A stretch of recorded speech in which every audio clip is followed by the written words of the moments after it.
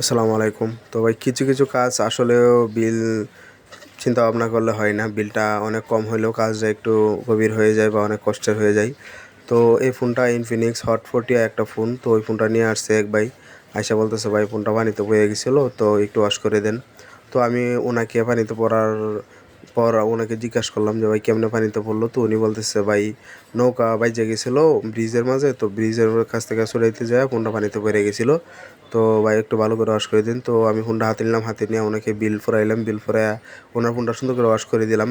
Wash করার পর দেখলাম যে ডিসপ্লের ভিতরে অনেক পানি ঢুকে গেছে। তো ডিসপ্লেটা বাঁচানো অনেক কঠিন। তো ওনাকে বললাম যে যদি আপনি রিস্ক দেন তাহলে আমি দেখবো। তো উনি বললো ঠিক আছে দেখেন। তো আমি ফোনটা করলাম, খুলে ডিসপ্লেটা খুললাম, খুলে অনেক চেষ্টার পর আমি ডিসপ্লে পানিটা সরাইতে পারছি। এখন ফোনটা ওকে আছে, দেখতেই পারতেছেন। ফোনটা আমরা সুন্দর করে ফিটিং করলাম, ডিসপ্লেতে বডিতে গাম দিয়ে ডিসপ্লেটা ফিটিং করে নিলাম। এখন সুন্দর করে ডিসপ্লেটা পরিষ্কার করব, পরিষ্কার করে একটা প্রোটেক্টর গ্লাস লাগিয়ে দিব।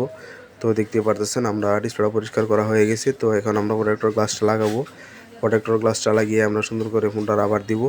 তো রাবার দিয়ে আমরা বাইকে ফোনটা দিয়ে দিব। দেখতে পারতেছেন আমাদের ফোনটা ফুল ওকে হয়ে গেছে।